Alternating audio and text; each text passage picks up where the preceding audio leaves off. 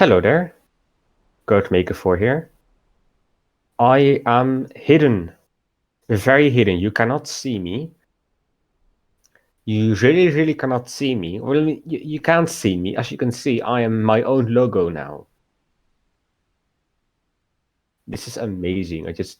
I'm just hidden. So in the last episode of me building SMC3 stuff, we built these two things. These are registers.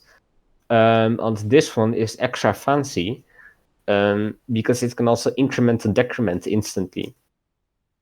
So I'm not going to take the time to demonstrate their capabilities, because you can see the last episode for that, right? So in this episode, we're going to be making a bundle of 16 of those, some of which will have the incrementing, decrementing capability, some won't. And which exact will and won't have that capability can be seen in a spreadsheet that I'll now post a picture on the screen. There will be a link in the description. The people on the Discord server already had access to that spreadsheet a long time ago.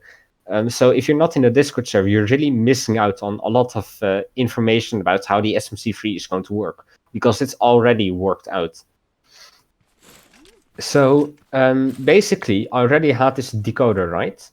What the decoder is it converts a binary index to a selection in this row of gates, right? So 4 bits will have 16 options. So now the number 0 is selected, right? So the 0th gate will turn on. Then the first gate, then the second gate, the third gate, the fourth gate, the fifth gate. You get the point, right? So as you can see, by some of the commands, you can actually give a extra 4-bit value, selecting what registers you want to use. And this little device will convert that 4-bit value into a gate that will be pointed into one of the registers. The thing is, these registers are kind of thick. As in, if you would, I wanted to I hoped I could stack them up, vertically like this. But as you can see, they're 2 blocks thick. Well, over here there's only space for 1 block. So I'm gonna remake this, whilst also doing a bit of a tutorial on how to make one of your own. So let's first clear up a few things, right? So on the screen right now, you can see a image that I stole from Wikipedia. A link to the entire article can be found in the description. So essentially, what that image is all about is what's the difference between a decoder and a demultiplexer. So as you can see, a decoder is a thing that actually converts the binary value into a selection. And the decoder gives some extra function, or the demultiplexer gives some extra functionality to the decoder to make sure that it can also output nothing at all, instead of always something. So I'm first going to be making a decoder, then I'm going to be adding that extra stuff to make it a demultiplexer, because that will be very handy for stuff. So first of all, I'm just gonna start with a 3-bit version and then add the 4th bit off camera. So we have our 3 input bits, right? And we connect them up, each bit into 2 gates.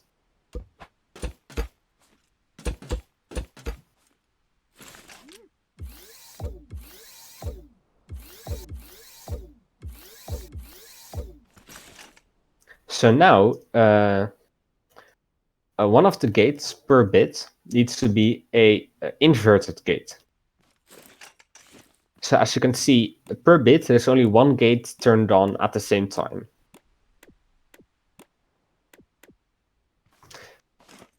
So with 3 bits, you'll get 8 outputs, or 8 different outputs, because there's 8 different combinations you can make with 3 bits.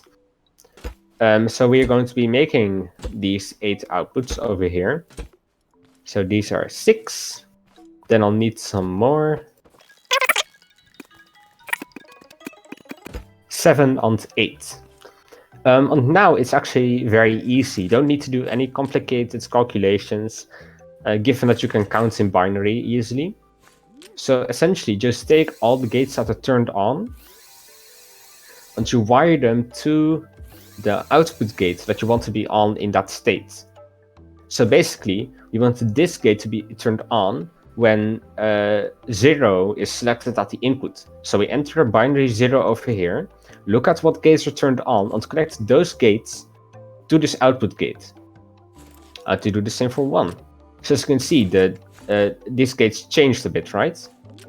So that's also the way it can detect what switches are turned on and what switches are turned off.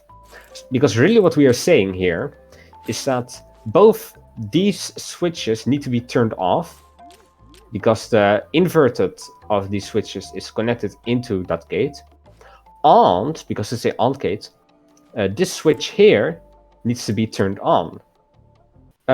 So now comes the grind, right?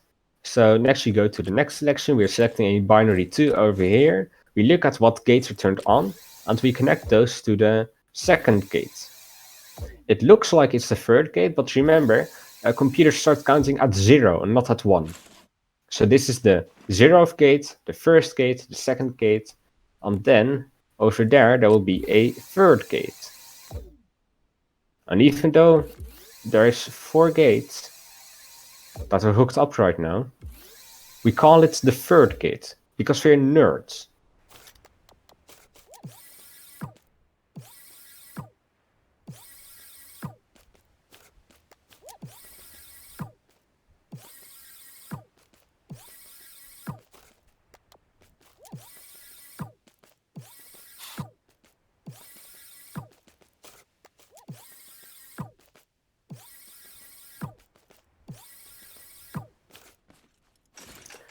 Okay, so now that this is all done, so as you can see, we can select any number between 0 and 7, and the 0 through 7th gate will be turned on. To the corresponding gate will be turned on, right? So now the 0th gate is turned on. If you have a 1 in the input, the first gate is turned on. If we have a 6 in the input, the 6th gate will be turned on. The 7th gate will be turned on. If you have a 4, then that gate will be turned on. You get the point, right? And so now I'm going to add another bit. Because we have 16 registers. And that means that we'll be needing to have enough bits in our binary input number to select 16 different things. So first of all, I know that for numbers 1 through 7, this 4th bit will always be turned off, right? So I can just, without looking, just quickly connect the inverted gate to all of these. And now I need to add 8 more gates. And now I need to do that same trick again.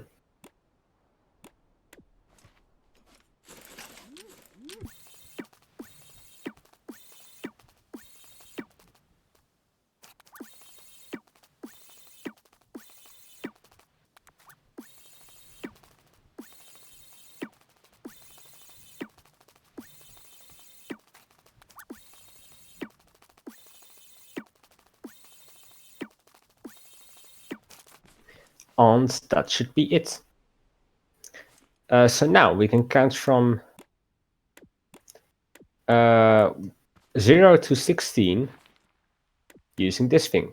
So 0, 1, 2, 3, 4, 5, 6, 7, 8, 9, 10, 11,